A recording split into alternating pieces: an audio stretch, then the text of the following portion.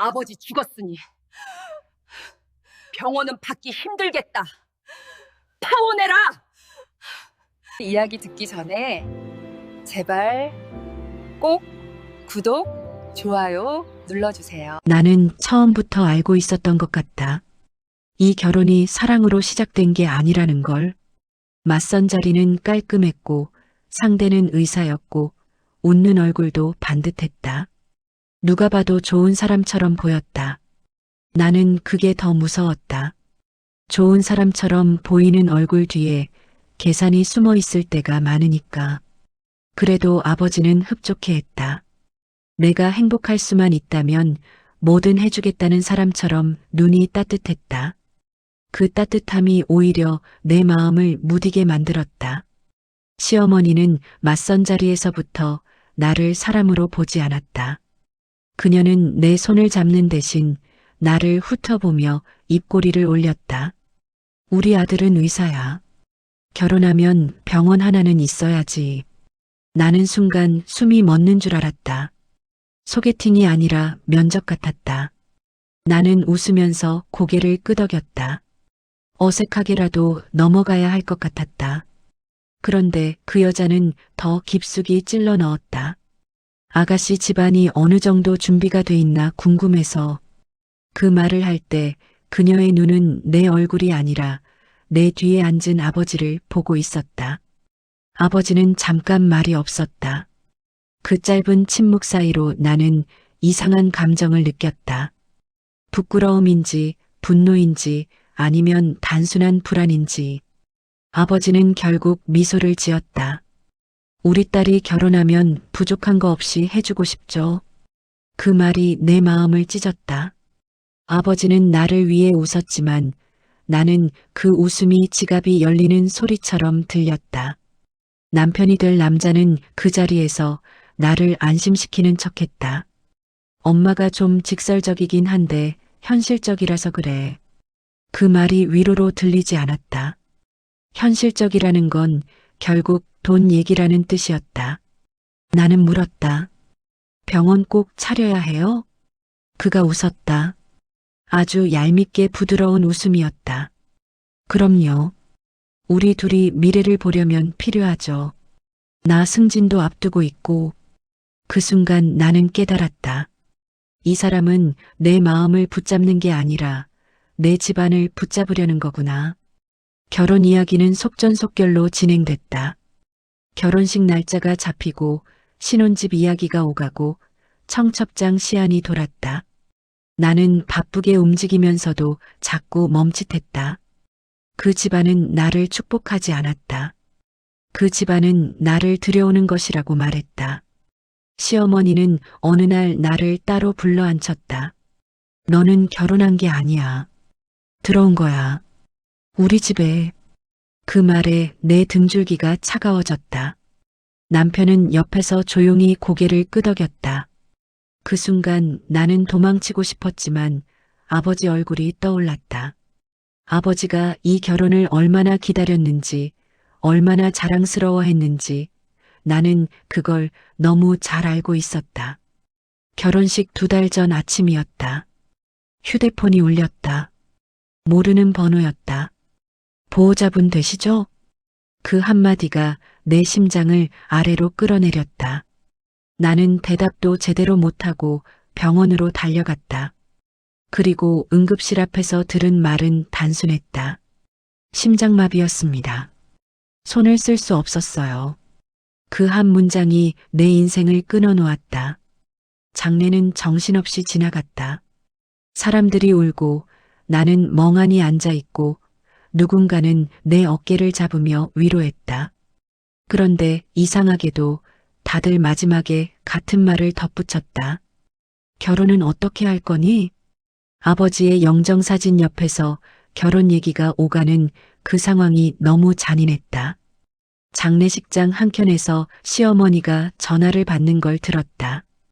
그녀는 내 쪽을 힐끗 보더니 입꼬리를 비틀었다. 그리고 진짜로 사람 미치게 만드는 소리를 했다. 우리 아들 장가 잘못 갔네. 더 뽑아먹을 수 있었는데 일이 이렇게 꼬이냐? 나는 그 순간 피가 거꾸로 솟는 느낌이 들었다. 내 아버지가 막 떠났는데 저 여자는 더 뽑아먹을 수 있었는데 라고 말했다. 나는 그 자리에서 숨도 못 쉬고 손이 덜덜 떨렸다. 남편은 그날도 나를 위로하지 않았다. 그는 조문객들이 빠져나간 뒤 내 옆에 앉아 낮은 목소리로 말했다. 너도 알잖아. 내 아빠 살아있을 때만 너 대접받았던 거. 내 귀를 의심했다. 그 말은 위로가 아니라 선고였다. 내가 고개를 들자 그는 더 차갑게 말했다. 엄마가 틀린 말 했냐? 현실을 말한 거지. 현실. 그들의 현실은 내 아버지의 죽음조차 계산서로 만들었다. 나는 그날 밤 아버지 영정 사진 앞에서 혼자 앉아 있었다. 아버지가 남긴 게 사랑인지 빚인지 아니면 나를 향한 마지막 책임감인지 나는 제대로 정리할 틈도 없었다. 그런데 내 머릿속에는 시어머니의 말만 계속 울렸다. 더 뽑아먹을 수 있었는데. 나는 속으로 대답했다. 그래, 내가 뽑히는 줄 알았지? 근데 너희가 모르는 게 있어. 나는 지금은 아무 말 안 해도 나중에 너희가 올 때 나는 웃을 수 있다는 거. 그때부터였다. 내 결혼은 시작되지도 않았는데 이미 끝나기 시작한 건. 장례가 끝나고 집에 돌아왔을 때 집안은 너무 조용했다. 울음도 다 말라버린 것처럼 공기가 무거웠다. 아버지가 쓰던 물건들이 그대로 있었고 나는 그 앞을 지나갈 때마다 숨이 걸렸다. 그런데 더 잔인한 건 아버지가 떠난 뒤에도 세상은 멈추지 않는다는 거였다. 사람들은 슬픔이 끝나기도 전에 다음 일을 묻는다. 그것도 가장 비열한 방식으로. 나는 아버지가 남긴 서류들을 정리했다. 대출 서류, 계약서, 보증 문서 숫자들이 차갑게 줄을 맞추고 있었다. 부자라고 믿었던 아버지의 사업이 사실은 위험한 줄타기였다는 걸 그 종이들이 다 말해주고 있었다. 빠르게 정리하지 않으면 더 큰 빚이 몰려올 것 같았다. 아버지의 죽음과 함께 사업도 망가졌다. 남은 건 강남의 집 한 채였다. 사람들이 들으면 그거면 됐지라고 할지도 모르지만 그 집은 나에게 재산이 아니라 마지막 버팀목이었다. 아버지가 남긴 마지막 자리였고 내가 무너지지 않게 붙잡을 수 있는 유일한 손잡이였다. 하지만 시댁은 그걸 다르게 봤다. 그 집은 마지막 자리가 아니라 마지막 돈이었다. 시댁에 전화를 해야 했다. 결혼식이 이미 잡혀 있었고 취소하면 손해가 너무 컸다. 무엇보다 나는 아직도 이상하게 결혼을 포기하면 아버지를 2번 보내는 것 같은 기분이 들었다. 아버지가 손을 잡아주며 잘 살아야지 했던 그 말이 계속 목에 걸려 있었다. 전화를 걸자 시어머니 목소리는 차분했다. 차분해서 더 소름이었다. 어머, 이제 좀 정신 차렸니? 위로는 없었다. 아버지 이야기를 꺼내자 그녀는 한숨을 쉬지도 않았다. 그냥 말했다. 그래서 병원은 언제 차릴 건데? 나는 순간 말을 잃었다. 장례 치른 지 며칠도 안 됐는데 그 여자는 병원부터 물었다. 나는 최대한 숨을 고르고 말했다. 아버지 사업이 정리됐어요. 병원은 당장은 어려울 것 같아요. 그 말을 하는 순간 손끝이 차가워졌다. 내 입에서 나온 말이 내 목을 칼처럼 긁고 지나가는 기분이었다. 나는 약한 소리를 하는 사람이 아니었다. 그런데 그 집안 앞에만 서면 내가 죄인이 되는 것 같았다. 시어머니는 잠깐 조용했다. 그리고 그 조용함이 끝났을 때 들린 말은 칼날이었다. 그럼 끝이네. 끝. 그녀는 아주 자연스럽게 결혼을 끝이라고 했다. 마치 계약서에 줄 하나 긋는 것처럼. 너희 집이 그 정도였으면 우리 집 문턱도 못 밟아. 그 말이 내 얼굴을 때렸다. 상대는 여전히 차분한데 내용은 사람을 찢어놨다. 나는 억지로 웃으며 말했다. 강남 집이 있어요. 그건 남아있어요. 내가 그 말을 꺼낸 순간 내 안에서 뭔가가 깨졌다. 나는 지금 아버지가 남긴 마지막을 설명하고 있었다. 살아남기 위해. 시어머니는 기다렸다는 듯 말했다. 그거 팔아서 하면 되겠네. 아무렇지 않게 내 아버지의 흔적을 그냥 현금으로 바꾸라고 했다. 장례는 장례고 병원은 병원이야. 약속은 지켜. 나는 귀를 의심했다. 그 말은 사람을 가족으로 보는 말이 아니었다. 사람을 도구로 보는 말이었다. 그리고 그 도구가 고장나면 버리는 말이었다. 그때 남편이 내게서 전화기를 뺏듯 받았다. 그는 통화를 하는 내내 착한 사위인 척했다. 엄마, 제가 알아서 할게요. 네. 걱정 마세요. 그러고 전화를 끊자마자 얼굴이 바뀌었다. 아까 전까지 조용하던 그 얼굴에서 온기가 싹 사라졌다. 그가 말했다. 너도 알잖아. 내 아빠 살아있을 때만 너 대접받았던 거. 나는 가슴이 턱 막혔다. 지금 그 말이 나와? 내가 떨리는 목소리로 묻자 그는 짜증을 냈다. 그럼 뭐 어쩌라고. 엄마 말이 틀려? 그는 진짜로 말했다. 엄마가 틀린 말 했냐? 현실을 말한 거지. 현실. 또 현실이었다. 그들의 현실은 내 슬픔을 밟고 올라서는 것이었다. 병원 못 차리면 파혼이래. 내가 겨우 뱉자 그는 어깨를 으쓱했다. 그럼 차리면 되잖아. 돈이 없어. 강남집 있잖아. 그는 마치 당연한 답을 준 사람처럼 말했다. 그 말에 내 손이 떨렸다. 그 집은 우리 엄마가 살 집이야. 그가 비웃었다.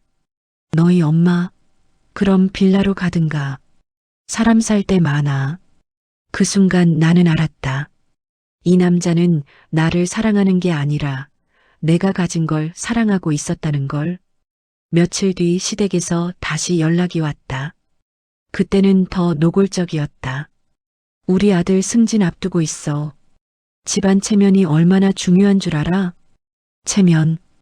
그 단어가 내 귀를 때렸다. 내가 조용히만 있으면 아무 문제 없어. 내가 문제 만들잖아. 남편도 그 말을 똑같이 했다. 둘이 약속이라도 한 것처럼 같은 말로 나를 눌렀다. 내가 울컥해서 그럼 파혼해요라고 말하려 하자 남편은 눈을 부릅떴다. 이혼? 좋아. 대신 너 빈손으로 나가. 그가 입에 담은 건 미안이 아니라 협박이었다. 그리고 결정적인 순간이 왔다. 시어머니가 나에게 직접 말했다. 너는 결혼한 게 아니야. 들어온 거야. 우리 집에. 내 아들 인생 망치면 너 진짜 가만 안 둔다. 그 말이 내 심장을 쿡쿡 찔렀다. 그날 밤 나는 화장실에서 조용히 문을 잠갔다. 울음을 삼켰다. 소리를 내면 그 집안에서 약점이 될 것 같았다. 울면 내가 진 것 같았다. 나는 거울을 봤다. 눈밑이 푹 꺼져 있었다. 아버지 장래의 얼굴이 그대로였다. 그런데도 그들은 말했다. 약속 지켜. 현실적으로 해. 승진 앞두고 있어. 체면이야. 그 말들이 내 귀에 박힐수록 내 마음은 서서히 식었다. 나는 그날 깨달았다. 이 집안에서 내가 할 수 있는 유일한 싸움은 감정으로 하는 싸움이 아니라는 걸. 울고 따지고 소리치면 나는 미친 며느리가 된다. 그들은 그걸 기다리고 있다. 내가 무너지기만 기다리고 있다. 그래서 나는 결심했다. 지금은 조용히 고개를 끄덕이자. 그래, 가능한 척하자. 그들이 나를 더 밝게 내버려 두자. 대신 내가 준비할 건 단 하나였다. 나중에 정말 나중에 그들이 내게서 뽑아먹으려 했던 것들을 하나도 남김없이 전부 되찾는 것. 그날 이후 나는 울지 않았다. 눈물은 나중에 쓸 일이 있을 때 쓰기로 했다. 그때는 울음이 아니라 칼이 되어야 하니까. 시댁에서 파혼이라는 말을 꺼낸 뒤부터 나는 하루가 하루 같지 않았다. 시간이 흐르는 게 아니라 무너지는 느낌이었다. 장례를 치른 지 얼마 되지도 않았는데 나는 또 다른 장례를 치르는 기분이었다. 내 결혼이, 내 인생이, 아버지가 남긴 마지막 체면이 하나씩 죽어가고 있었다. 그런데 그걸 살리겠다고 엄마가 움직였다. 엄마는 내가 먼저 말하지 않아도 알아차렸다.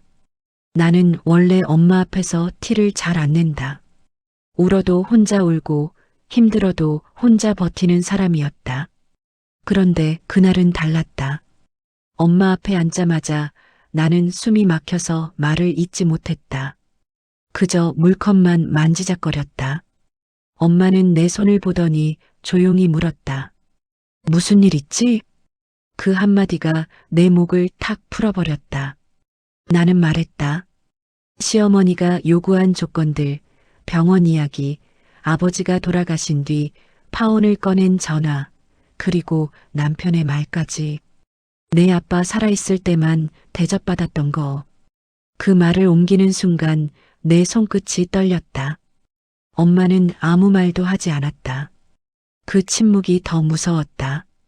엄마가 화를 내면 차라리 낫겠는데 엄마는 화를 내지 않았다.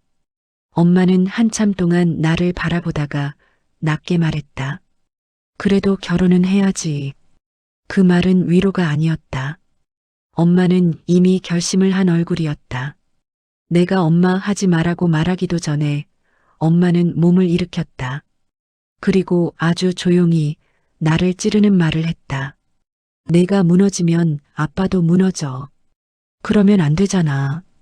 나는 그 말이 너무 잔인해서 숨이 멎었다. 엄마는 지금 내가 살게가 아니라 내가 살게라고 말하고 있었다. 엄마는 나를 살리려고 자기 인생을 접을 준비를 하고 있었다. 다음 날 엄마는 부동산에 갔다. 진짜였다. 말이 아니었다. 아버지와 함께 고르고 내가 자랐던 그 강남 집을 내놓았다. 사람들은 강남 집이면 대박이라고 말하지만 그 집은 우리 가족의 역사가 박힌 곳이었다. 엄마는 그 역사를 현금으로 바꾸려 했다. 딸 하나 살리겠다고. 나는 부동산 사무실에서 엄마 옆에 앉아 있었다. 계약서 위에 엄마의 손이 올라가 있었고 그 손이 떨리고 있었다. 엄마는 표정이 없었다. 그게 더 아팠다. 엄마는 울지 않았다. 울면 멈출까봐 그냥 버티는 얼굴이었다. 엄마, 나 결혼 안 할게. 내가 입술을 깨물며 말했을 때 엄마는 고개도 안 돌리고 대답했다. 그 소리 하지 마. 엄마는 나를 한번 쳐다보고 아주 단단하게 말했다. 너는 내 인생 살아야 해. 그 말이 내 가슴을 찢었다. 엄마는 자기가 살 집을 없애면서도 나한테는 인생을 살라고 했다. 며칠 뒤 집이 팔렸다. 돈이 들어오자 시댁은 다시 연락했다. 그 타이밍이 너무 정확해서 더 기가 막혔다. 장례 때는 내 얼굴도 안 보던 사람들이 돈이 들어왔다고 하니까 목소리가 친절해졌다. 시어머니는 전화기 너머에서 웃었다. 그래, 그럼 결혼은 진행하는 거지? 마치 은혜라도 베푸는 것처럼. 내가 대답하기도 전에 그녀는 다시 조건을 붙였다. 병원은 언제 시작할 건데? 정말 그 말이었다. 장례도 끝났고 집도 팔았고 이제는 병원만 차리면 된다는 말투였다. 나는 숨을 고르고 말했다. 준비할게요. 그 대답은 굴복이 아니라 결심이었다. 그 순간 나는 스스로를 속였다. 이 결혼을 유지하려는 게 아니라 엄마를 살리기 위해서라고. 그게 맞는 말 같아서 더 끔찍했다. 그리고 드디어 병원이 열렸다. 내가 차려준 병원은 아니었다. 엄마가 팔아버린 인생으로 차려진 병원이었다. 남편은 개원식 날 나를 처음으로 사람 취급하는 듯 했다. 그는 손님들 앞에서 내 허리를 감싸며 말했다. 우리 와이프 덕분에 여기까지 왔습니다. 그 말이 웃겨서 웃음이 나올 뻔했다. 내 덕분이 아니었다. 엄마 덕분이었다. 내가 받은 건 덕분이 아니라 빚이었다. 시어머니는 개원식에 와서 주변 사람들에게 크게 말했다. 우리 며느리가 참 기특해요. 그 말은 칭찬이 아니라 자랑이었다. 자기 아들이 병원 있는 집안이 됐다는 자랑. 나는 그 말을 들으며 속으로 씹어 삼켰다. 기특한 게 아니라 내가 망가진 거였다. 그날 저녁 남편이 내 옆에 앉아 조용히 속삭였다. 이제 됐지? 내가 그를 바라보자 그는 비웃듯 웃었다. 처갓집 이제 돈 없지? 그 말이 내 심장을 쿡 찔렀다.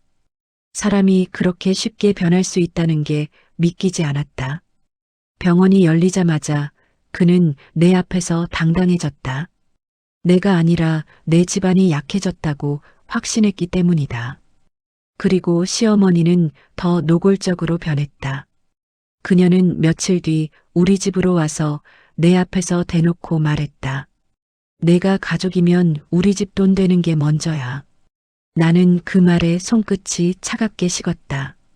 가족이라는 단어가 돈 되는 것과 붙는 순간 나는 더 이상 인간이 아니었다. 엄마는 서울 변두리 빌라로 이사했다. 엘리베이터도 좁고 창문도 낮았다.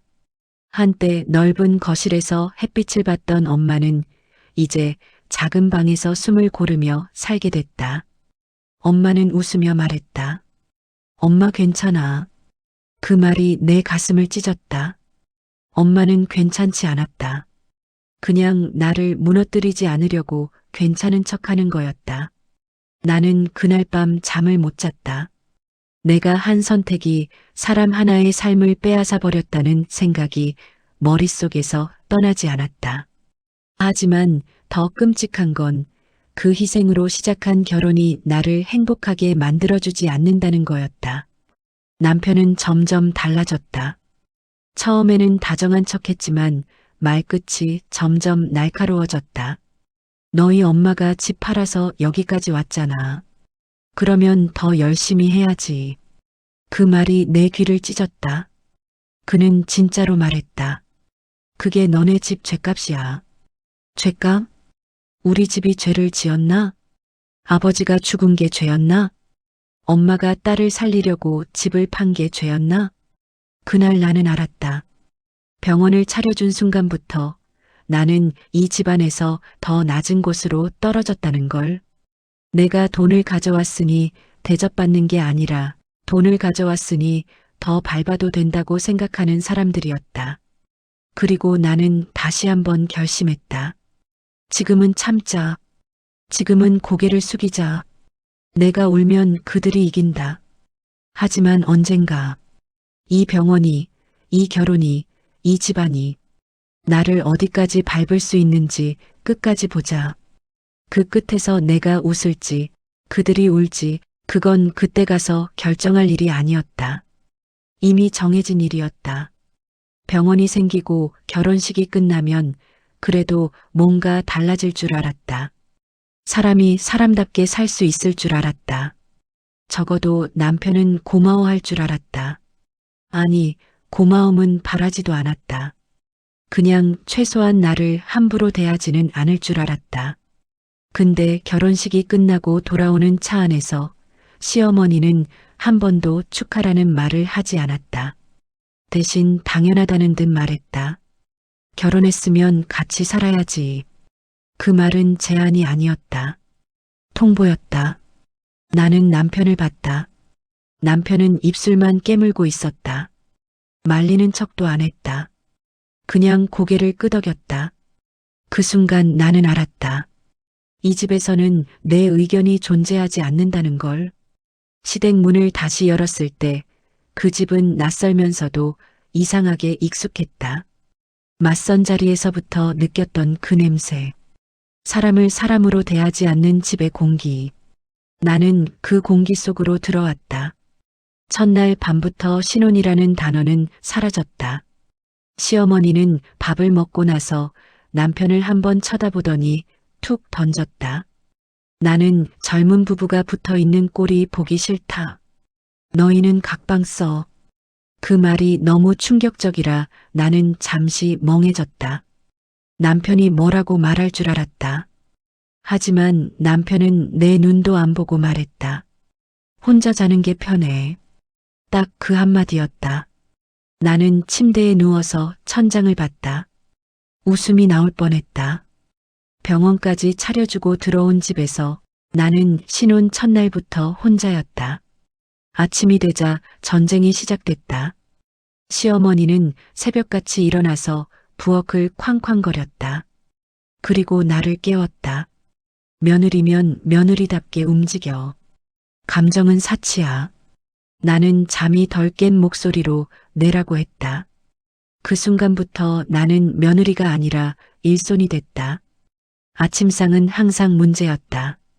국이 조금 짜면 너는 손맛도 없냐? 국이 조금 싱거우면 병원 원장 마누라가 이 정도도 못해? 반찬이 마음에 안 들면 접시를 탁 내려놓고 너희 집이 비어서 그런가? 기본이 없네. 그 말이 매일 반복됐다. 남편은 그 옆에서 조용히 밥만 먹었다. 처음엔 못 들은 척하는 줄 알았다. 근데 아니었다. 그는 다 듣고 있었다. 그리고 아무 말도 하지 않았다. 내가 한 번은 너무 억울해서 남편 방에 들어가 조용히 말했다. 당신은 왜 아무 말도 안 해? 난 당신 아내잖아. 남편은 한숨을 쉬더니 짜증 섞인 얼굴로 말했다. 너도 알잖아. 우리 엄마 원래 그래. 그리고 이어서 내 심장을 찍는 말을 했다. 그냥 참아. 엄마잖아.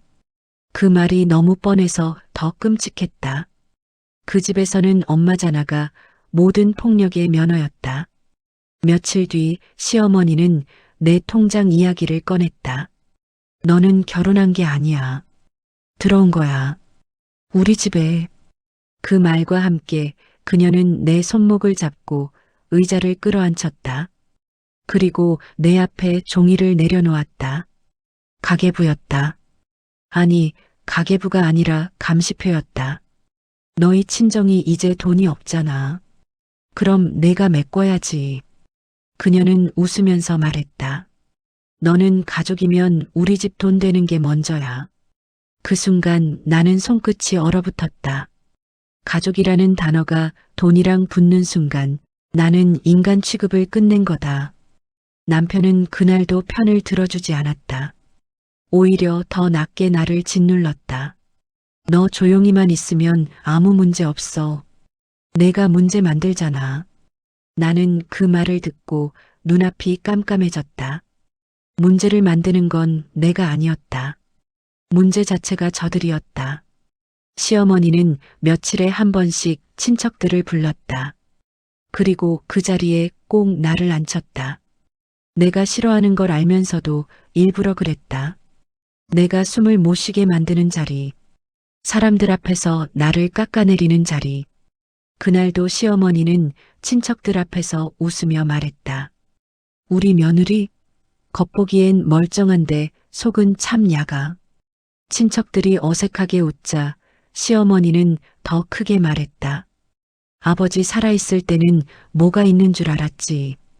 근데 지금은 뭐 남은 거 있니? 그 질문이 내 얼굴을 때렸다. 나는 고개를 들지 못했다. 그때 남편이 숟가락을 내려놓고 거들었다. 엄마, 그만해요.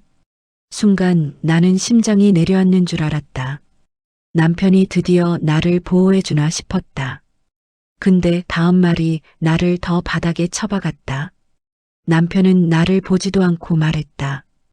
얘가 요즘 예민해서 그래요. 제가 잘 달랠게요.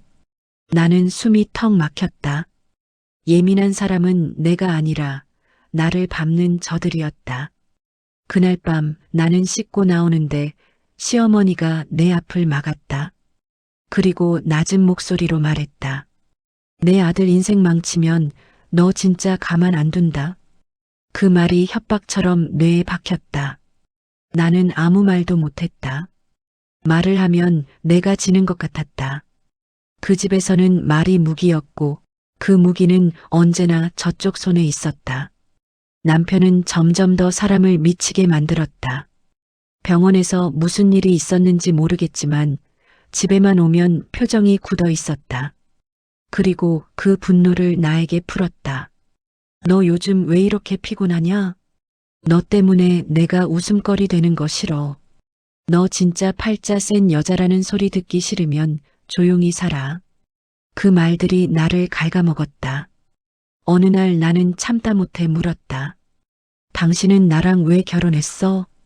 남편은 잠깐 조용하더니 웃었다. 그 웃음이 너무 차가웠다. 그리고 그는 진짜로 이런 말을 했다. 나는 사랑 때문에 결혼한 거 맞아. 근데 넌 조건이었잖아. 그 순간 내 안에서 뭔가가 툭 끊어졌다. 나는 그날부터 울지 않았다. 눈물은 내 편이 아니었다. 눈물은 이 집에서 약점이었고 저들은 내가 무너지는 걸 즐기는 사람들이었다. 그래서 나는 조용히 바뀌었다. 대꾸하지 않았다. 따지지 않았다. 울지도 않았다. 대신 머릿속에서 계속 계산했다. 이 집에서 내가 당하는 모욕, 남편이 하는 말, 시어머니가 사람들 앞에서 퍼붓는 조롱. 언젠가 이 모든 걸 그대로 돌려줄 방법이 있을 거라고. 그날 나는 확신했다. 이 집에서 내가 살아남는 방법은 착한 며느리가 되는 게 아니었다. 악마들 사이에서 끝까지 살아남는 사람이 되는 거였다.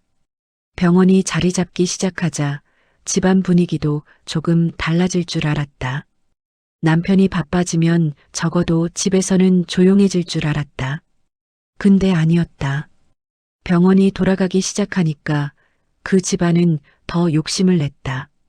돈이 생기면 사람은 편해지는 게 아니라 더 잔인해진다는 걸 그때 알았다. 시어머니는 요즘 자꾸 내 얼굴을 위아래로 훑어봤다. 마치 내가 아직도 쓸모가 있는지 확인하는 눈빛이었다. 그리고 입술을 비틀며 늘 같은 말을 했다. 너는 며느리면 며느리답게 살아. 감정은 사치야. 그 말은 이제 익숙해질 법도 한데 이상하게 더 아팠다.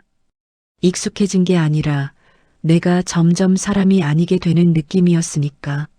남편도 변했다.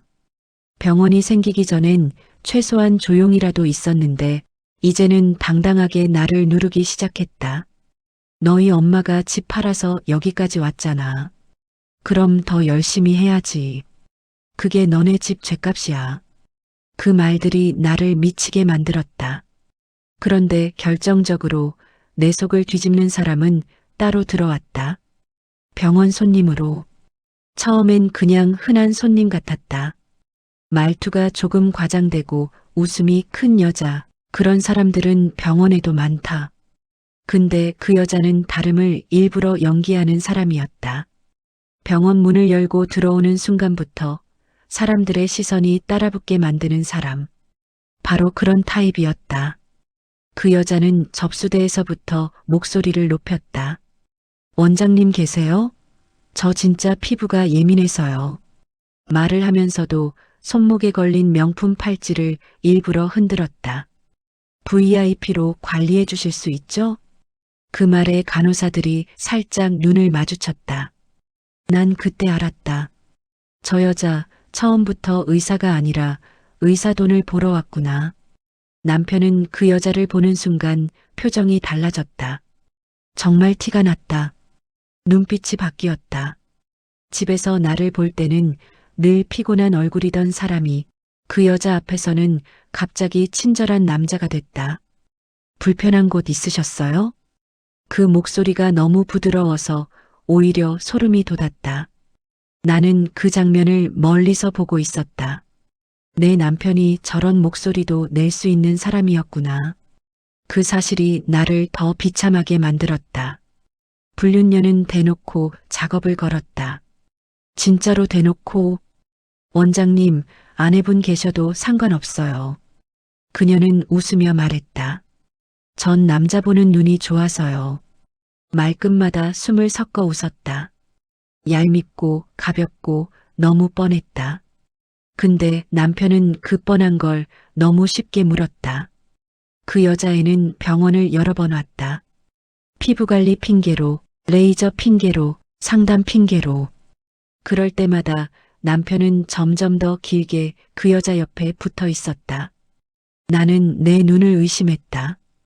병원이 바빠서 집에도 늦게 오던 사람이 그 여자가 오는 날은 이상하게 시간을 만들었다. 어느 날은 진료실 문이 살짝 열린 틈으로 그 여자의 목소리가 들렸다. 근데 원장님 강남 사세요? 남편이 웃었다. 네, 뭐 요즘은 정신없죠. 불륜녀가 더 가까이 다가가는 소리가 들렸다. 아, 역시 돈 있는 남자 최고. 그 말에 남편의 웃음소리가 아주 작게 새어나왔다. 나는 그 순간 웃음이 나올 뻔했다. 너무 더러워서, 너무 한심해서, 너무 기가 막혀서. 근데 진짜 문제는 그 다음이었다.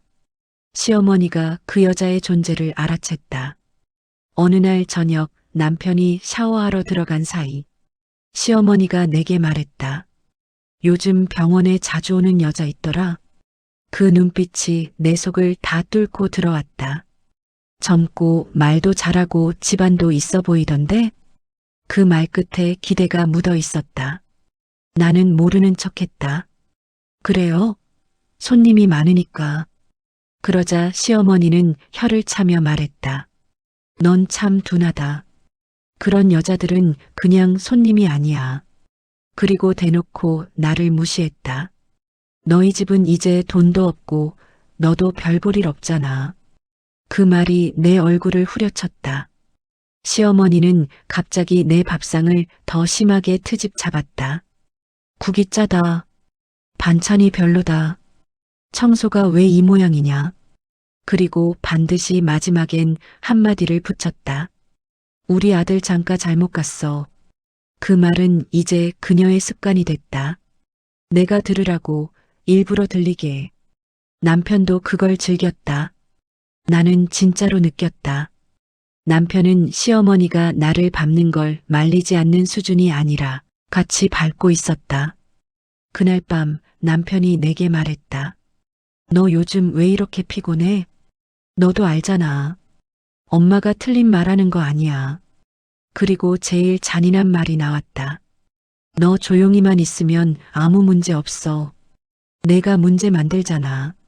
나는 조용히 웃었다.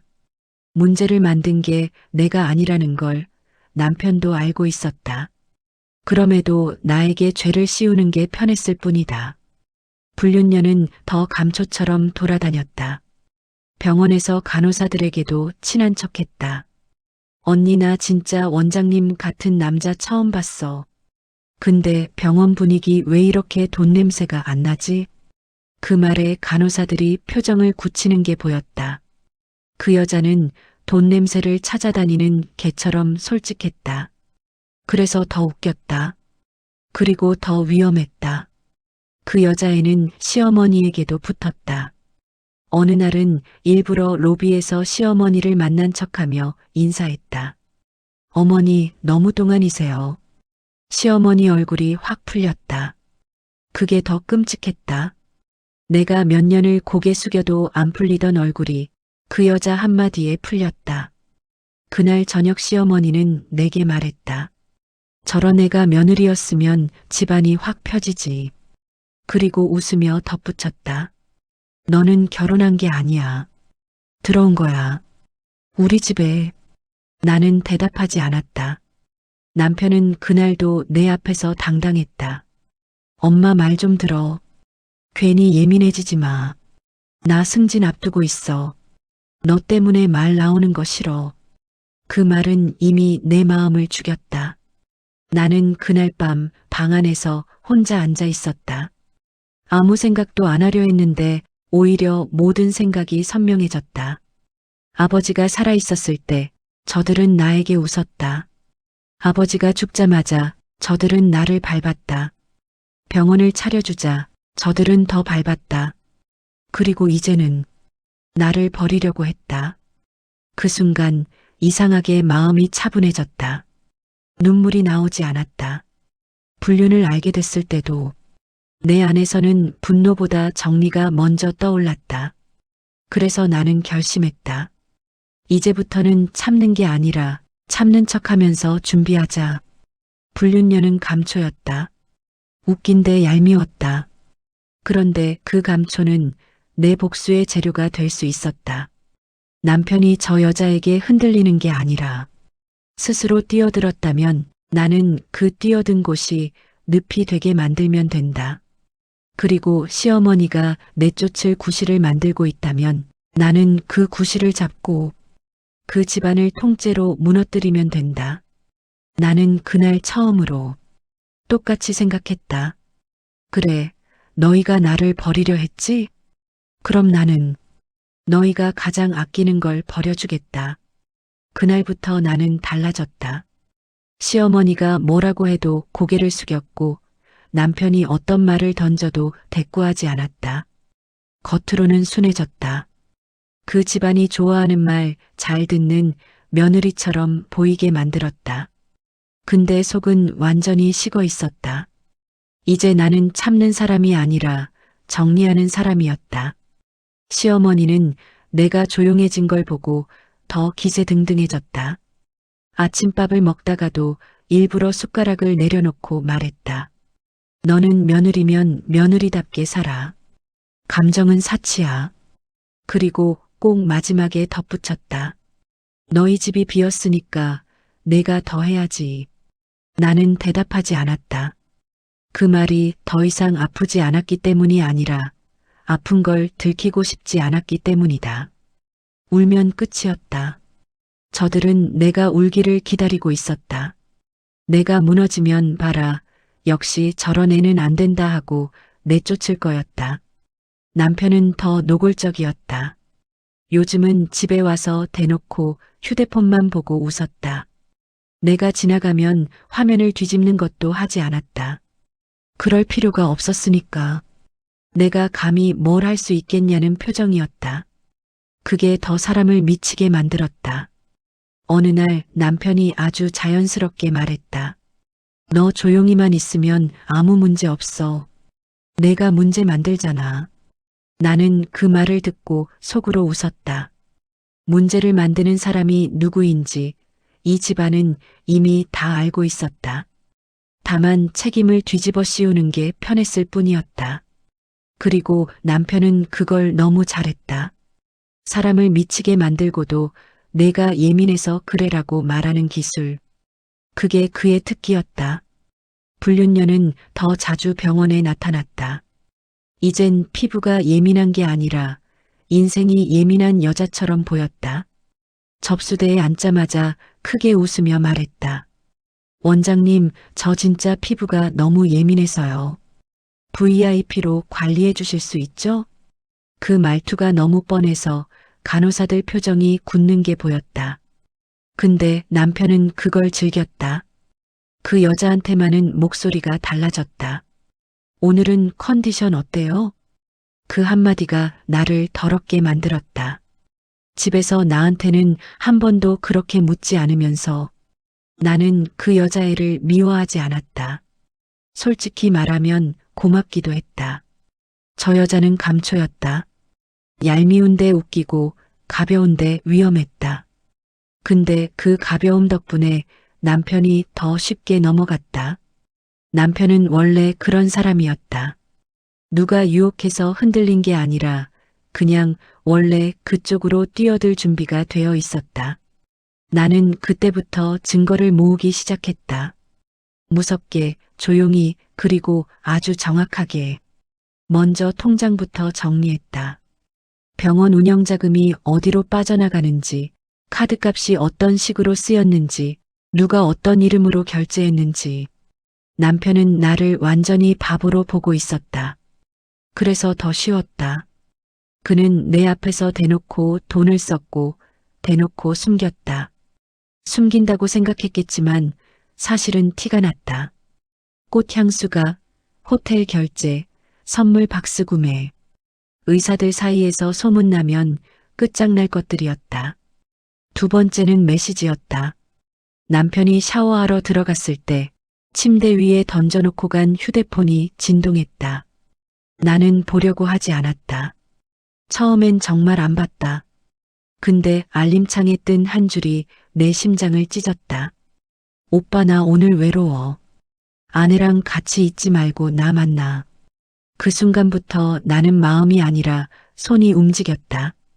스크린샷을 찍었다. 하나가 아니라 전부. 남편은 집에서는 나한테 이런 말을 했다. 너 진짜 피곤하다. 사람들이 너 보고 팔자 센 여자래. 근데 그 여자한테는 웃으면서 답했다. 나도 보고 싶어. 기다려. 그 차이가 너무 명확해서 오히려 눈물이 안 났다. 슬프지도 않았다. 그냥 더러웠다. 세 번째는 녹취였다. 시어머니는 사람이 없을 때 더 잔인해졌다. 그날도 나를 부엌으로 불러놓고 문을 닫았다. 그리고 낮은 목소리로 웃으며 말했다. 너희 아버지 죽었을 때 내가 뭘 했는지 알아? 우리 아들 장가 잘못 갔네. 더 뽑아먹을 수 있었는데 일이 이렇게 꼬이냐? 그 말을 다시 내 귀 앞에서 반복했다. 마치 내가 그 말을 평생 잊지 못하게 박아 넣으려는 것처럼. 나는 숨을 고르고 대답했다. 어머니, 그런 말 하시면.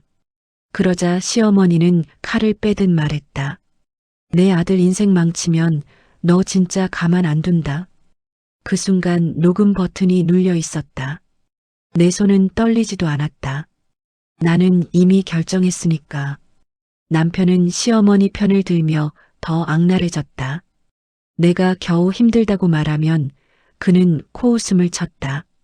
너도 알잖아. 내 아빠 살아있을 때만 너 대접받았던 거. 그리고 꼭 덧붙였다. 엄마가 틀린 말 했냐? 현실을 말한 거지. 그 말도 나는 똑같이 저장했다. 남편의 목소리로, 남편의 입으로. 그렇게 며칠, 몇 주가 지나면서 나는 깨달았다. 이 집안은 나를 내쫓고 싶어 하는 게 아니라 내쫓기 전에 마지막까지 뽑아먹고 싶어 한다는 걸. 시어머니는 내 얼굴을 보며 이렇게 말했다. 너는 결혼한 게 아니야. 들어온 거야. 우리 집에. 그리고 웃으며 덧붙였다. 너는 가족이면 우리 집 돈 되는 게 먼저야. 나는 그 말에 속이 끓었지만 겉으론 조용히 대답했다. 네, 어머니.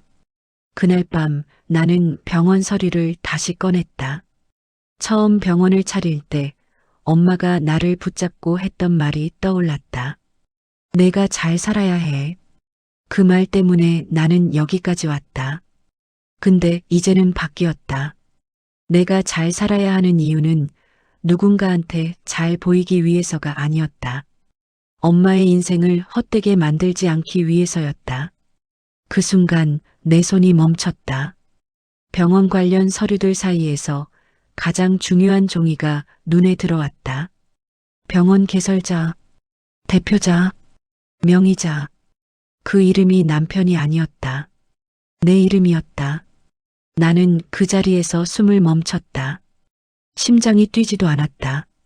오히려 너무 조용해서 내가 이상해진 줄 알았다. 그런데 그 조용함은 공포가 아니었다. 확신이었다. 그래. 그래서 내가 이렇게 버티게 만들었구나. 엄마가 나를 살릴 장치를 만들어 둔 거였구나. 그날 이후 나는 더 이상 두렵지 않았다. 시어머니가 나를 내쫓겠다고 윽박질러도 남편이 이혼을 들이밀어도 불륜녀가 병원에서 웃고 돌아다녀도 이제 내가 칼자루를 쥐고 있었다. 며칠 뒤 시어머니가 드디어 마지막 통보를 던졌다. 밥상 앞에서 아무렇지 않게 너 짐 좀 싸. 이 집에서 내 자리 없어. 그리고 아주 천천히 나를 찌르는 말을 했다. 저 여자애가 훨씬 낫더라. 집안도 있어 보이고. 나는 숟가락을 내려놓고 고개를 들었다. 그리고 처음으로 시어머니 눈을 똑바로 봤다. 시어머니가 비웃었다. 왜? 너 뭐 할 수 있어? 남편도 옆에서 웃었다. 이혼? 좋아. 대신 너 빈손으로 나가. 그 순간 나는 속으로만 말했다. 그래. 나 빈손으로 안 나가. 내가 빈손으로 나가는 게 아니라 너희가 빈손이 될 거야. 시어머니가 내게 짐 싸라고 말했던 날 나는 바로 짐을 싸지 않았다. 이상할 만큼 담담했다. 오히려 마음이 편해졌다. 저들이 드디어 본색을 끝까지 보여줬으니까 이제는 더 참고 버틸 이유가 없었다. 내가 이 집에서 며느리로 남을 수 있는 길은 처음부터 없었다. 그들은 나를 가족으로 들인 게 아니라 돈 되는 물건을 들였다가 고장나면 버리려는 거였다. 남편은 그날 밤도 내 방 문을 열어놓고 말했다. 너 진짜 피곤하다. 너 조용히만 있으면 아무 문제 없어. 내가 문제 만들잖아. 끝까지 내 탓이었다. 나는 고개를 끄덕였다. 그리고 조용히 물었다. 당신 그 여자랑 어디까지 갔어? 남편은 순간 멈칫했지만 금세 얼굴을 굳혔다. 괜히 예민해지지 마. 그 말이 나오자 나는 웃음이 나올 뻔했다. 나를 속이는 게 아니라 나를 바보로 만들고 있었다. 불륜녀는 병원에서 여전히 웃고 다녔다. 이제는 손님이 아니라 직원처럼 굴었다. 로비에 앉아서 간호사들이랑 친한 척하고 남편이 지나가면 목소리를 더 높였다. 오빠 오늘도 멋있다. 그 말투에 나는 속이 뒤집혔다.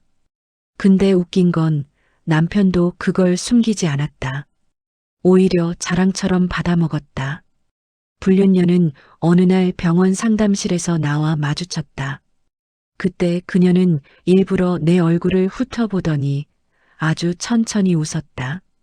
그리고 말끝을 길게 느렸다. 아, 아내분이세요? 그 목소리에는 예의가 아니라 승리가 섞여 있었다. 나는 대답하지 않았다. 그랬더니 그녀는 더 가볍게 감초처럼 웃었다. 저는요, 원장님 같은 남자 처음 봐서요. 진짜 돈 있는 남자 최고잖아요. 그 말이 너무 노골적이라 오히려 웃겼다. 사람이 저렇게 솔직한 꽃뱀도 있구나 싶었다. 근데 바로 그 솔직함이 결국 그녀를 끝장냈다. 꽃뱀은 원래 급하다. 냄새만 맡고 뛰어들고 확인도 없이 탐욕을 꺼낸다.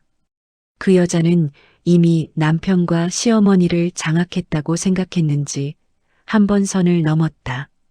병원 VIP 대기실에서 사람들 앞에서 큰 소리로 말했다. 아, 근데요, 병원 진짜 좋다. 이거 원장님 건물이죠? 그 순간 대기실 공기가 얼었다. VIP 손님들이 돈 냄새에 예민하다는 걸 그 여자는 몰랐다. 부자들은 돈을 드러내는 걸 싫어한다. 그런데 꽃뱀은 돈을 보자마자 할그려든다. 그 말이 퍼졌다.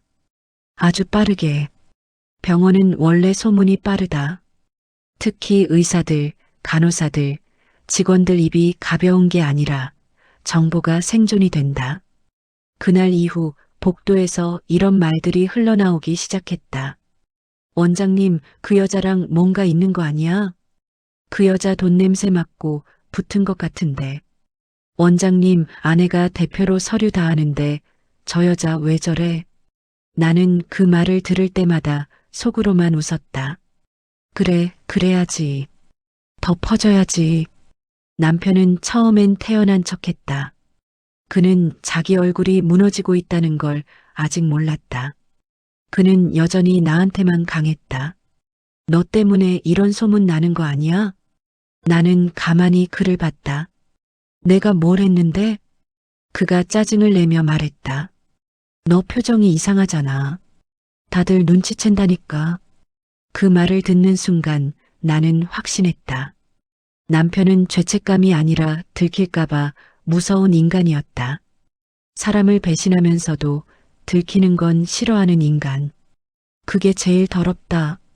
시어머니도 갑자기 불안해졌다. 그 여자를 좋아하던 시어머니는 이제 얼굴이 굳어 있었다. 병원 주차장에서 우연히 만난 시어머니는 내게 낮은 목소리로 말했다. 요즘 병원 분위기 왜 이래? 나는 대답하지 않았다.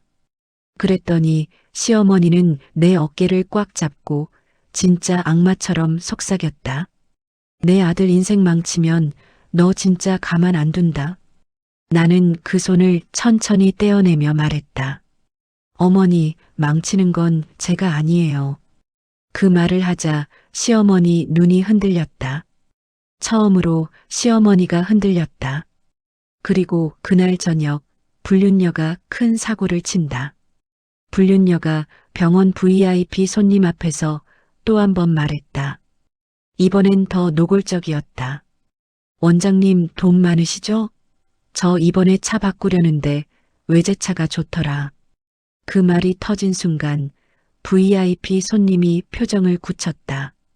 그리고 아주 냉정하게 한마디 던졌다. 여긴 병원이지 소개팅 자리가 아니에요. 그 말이 불륜녀의 얼굴을 하얗게 만들었다. 문제는 거기서 끝나지 않았다. 그 VIP 손님은 병원 관계자들 사이에서 영향력이 있는 사람이었다. 그 한마디는 경고가 아니라 선언이었다. 그날 이후 예약이 취소되기 시작했다. 상담 문의가 줄어들었다. 원장님 사생활이 불안하다는 말이 들려왔다. 병원은 진료로 굴러가는 게 아니라 신뢰로 굴러간다. 신뢰가 깨지면 끝이다. 남편은 그제야 미쳤다. 그는 불륜녀에게 화를 내기 시작했다. 너 왜 그렇게 티내? 너 때문에 병원 망하게 생겼잖아. 그녀는 억울한 척 웃으며 말했다. 오빠 나 원래 이런 거 안 하는데 오빠는 달라서. 그 말투가 여전히 감초 같았다. 근데 그 감초는 이제 썩은 맛이었다. 불륜녀는 눈치를 채고 빠르게 움직였다.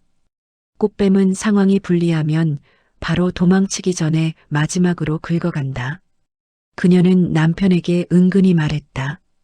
오빠, 나 돈 좀 필요해. 나 진짜 힘들어. 나 원래 이런 거 안 하는데 오빠는 책임져야지. 남편은 흔들렸다. 그는 그 여자에게 이미 너무 깊이 들어가 있었다. 그리고 무엇보다 시어머니가 그 여자를 차기 며느리로 밀어주는 분위기까지 만들었다. 남편은 빠져나오면 자기 인생이 망한다고 믿고 있었다. 근데 그 순간 꽃뱀의 본성이 터졌다. 불륜녀가 남편 휴대폰을 들고 병원 비용 결제를 몰래 하다가 들켰다. 직원 한 명이 우연히 받고 그 이야기가 바로 퍼졌다. 그 여자 원장님 카드로 결제했대. 진짜 꽃뱀이네. 그 말이 돌아다니는 속도는 가면보다 빨랐다. 남편은 얼굴이 새파래졌다. 그날 밤 집에 와서 나한테 소리쳤다. 너 뭐 했어? 너 때문에 내 인생 망했다. 그는 진짜로 나를 탓했다. 나는 그 소리를 들으며 조용히 말했다. 나는 아무것도 안 했어. 당신이 한 거지. 그 말에 남편이 내 얼굴을 노려봤다. 그 눈빛이 처음으로 무서웠다. 아니, 무서운 게 아니라 짐승 같았다. 무너지는 순간 인간은 짐승이 된다. 그는 딱 그 얼굴이었다. 시어머니는 그제야 불륜녀를 손절하려 했다. 하지만 늦었다. 불륜녀는 이미 시어머니의 약점을 알고 있었다.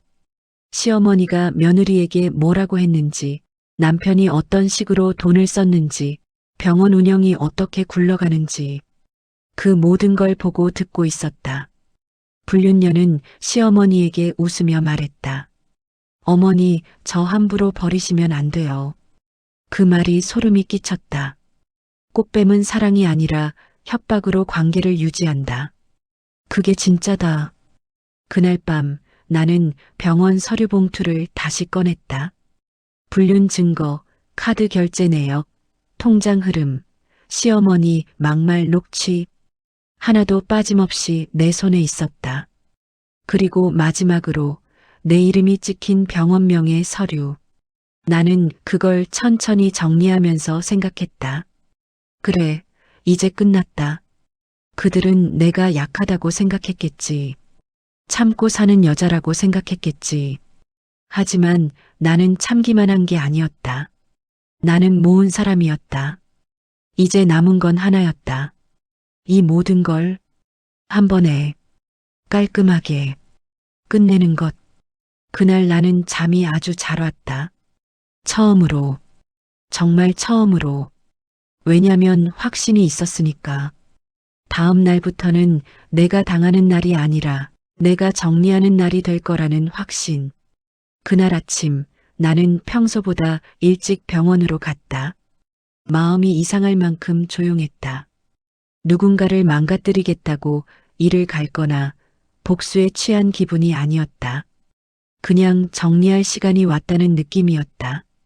내가 이 병원을 만들기 위해 잃어버린 것들, 엄마가 팔아버린 집, 내가 삼켜버린 모욕들, 그 모든 게 이제는 숫자처럼 차분하게 정리되고 있었다. 나는 먼저 병원 사무실로 들어가 서류 봉투를 책상 위에 올려놨다.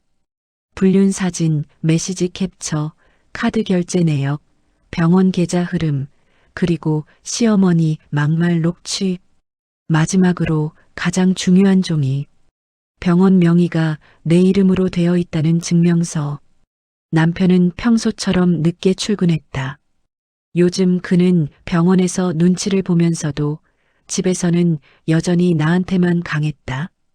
그날도 문을 열자마자 내 얼굴을 보며 짜증부터 냈다. 너 진짜 피곤하다. 너 때문에 내 인생 망했다. 나는 대답하지 않았다. 그냥 의자를 하나 끌어와 남편 맞은편에 놓고 앉혔다. 앉아. 내 목소리가 낮게 떨어지자 남편이 잠깐 멈칫했다. 그는 내 표정을 보고도 모르겠다는 얼굴이었다. 사람을 그렇게 오래 밟으면 그 사람이 영원히 바닥에 있을 줄 아는 인간들이 있다. 남편이 딱 그랬다. 나는 봉투에서 사진 한 장을 꺼내 테이블 위에 내려놨다. 남편 얼굴이 굳었다. 그 다음은 메시지 캡처였다. 오빠 오늘 외로워. 그 문장 위에서 남편의 눈이 떨렸다. 남편은 억지로 웃으려 했다. 이게 뭐 너 왜 이래? 그 순간 나는 처음으로 남편을 똑바로 봤다. 그리고 말했다. 너도 알잖아. 남편이 자주 내게 던지던 그 말. 나는 그걸 그대로 돌려줬다. 내가 나를 어떻게 대했는지. 남편은 변명을 꺼냈다. 괜히 예민해지지 마. 다 너 때문이야. 엄마 때문에 스트레스 받아서. 그 말이 나오는 순간 나는 웃었다. 웃음이 아니라 비웃음이었다. 너는 끝까지 남 탓이네. 그 한마디에 남편이 표정을 바꿨다. 그는 협박으로 방향을 틀었다. 이혼? 좋아. 대신 너 빈손으로 나가. 그가 또 그 말을 꺼냈을 때 나는 기다렸다는 듯 서류 한 장을 내밀었다. 빈손으로 나가야 하는 건 너야. 남편이 서류를 보는 순간 눈이 커졌다. 병원 대표, 명의자, 내 이름. 그걸 확인한 순간 남편의 얼굴에서 피가 빠졌다. 이거 너 왜? 남편이 말을 잇지 못했다. 그제야 그는 이해했을 거다. 자기가 마음대로 휘두르던 이 병원이 사실은 자기가 아니라 내 손 안에 있었다는 걸. 그때 시어머니가 병원으로 들어왔다. 요즘 병원에 소문이 도는 걸 알고 급하게 달려온 얼굴이었다. 시어머니는 문을 열자마자 내게 소리쳤다. 너 뭐 한 거야? 늘 그랬듯 모든 문제의 원인을 나로 몰았다.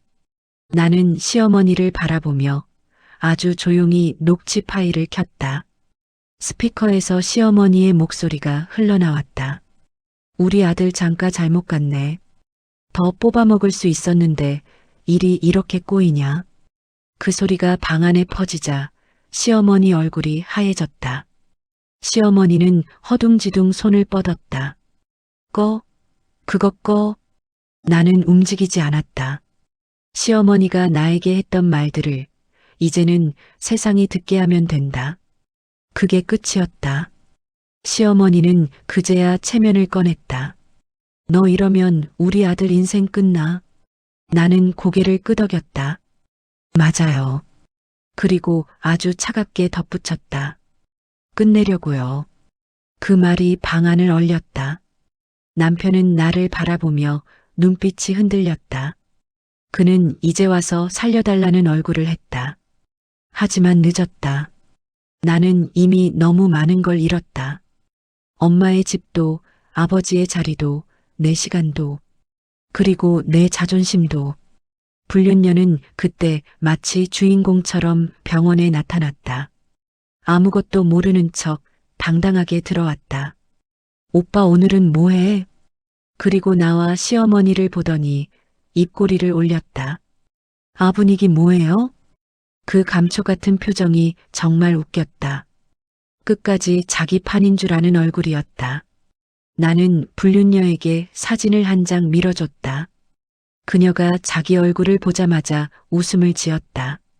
뭐야 이게? 나는 말했다. 너 부자라며. 불륜녀는 코웃음을 쳤다. 저 원래 이런 거 안 하는데 오빠가 달라서 그런 거예요.